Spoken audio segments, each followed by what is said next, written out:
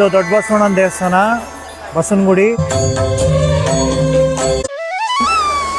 ದಕ್ಷಿಣ ಬೆಂಗಳೂರು ಭಾಗದಲ್ಲಿ ಇರುವಂಥ ಒಂದು ಸುಪ್ರಸಿದ್ಧ ಇತಿಹಾಸವುಳ್ಳ ದೊಡ್ಡ ಬಸವಣ್ಣ ದೇವಸ್ಥಾನ. ಸುಮಾರು 500 ವರ್ಷ ಹಳೇದಿದು.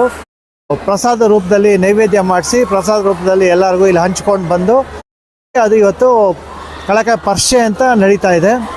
500-600 ವರ್ಷದಿಂದನೂ ಈ ಇತಿಹಾಸ ಇದೆ ಪರ್ಷೆಗೆ. ಬೆಳಿಗ್ಗೆ ದೇವರಿಗೆ ಕಳಕಾಯಿ ಅಭಿಷೇಕ ಆಗುತ್ತೆ, ರುದ್ರಾಭಿಷೇಕ, ಪಂಚಾಮೃತಾಭಿಷೇಕ, ಕ್ಷೀರಾಭಿಷೇಕ ಎಲ್ಲ ಇರುತ್ತೆ. ಹೂವಿನ ಅಲಂಕಾರ, ಮಹಾಮಂಗಳಾರತಿ, ಗಣ್ಯಾತಿಥಿಯರಂದ್ರೆ ಸರ್ಕಾರದ ವತಿಯಿಂದ ಇಲ್ಲಿ ಉದ್ಘಾಟನೆ ಆಗುತ್ತೆ. ಎಲ್ಲನೂ ನಾಳೆಯಿಂದ 2 ದಿವಸ ವಿಜೃಂಭಣೆಯಿಂದ ಜಾತ್ರೆ ನಡೆಯುತ್ತೆ.